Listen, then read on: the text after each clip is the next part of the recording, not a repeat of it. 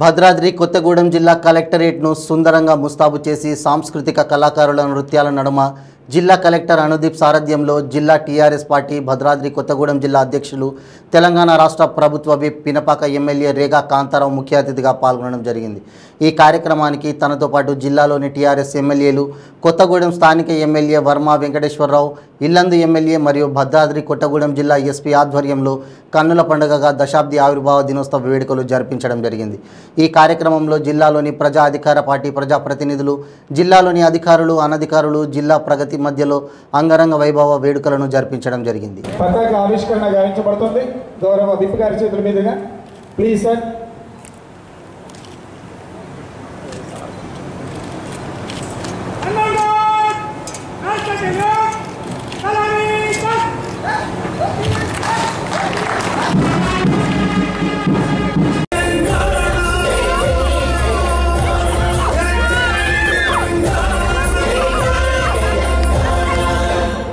అద్భుతమైనటువంటి ఉత్సవంతో మనల్ని వీరులు విందు చేసినటువంటి శ్రీ దుర్గా వ్యాయామ ఉపాధ్యాయులు, ప్రవృత్తి రీత్యా సంఘ సేవకులు, ఇదే వారిని ఉన్నత స్థానంలో నిలిపింది।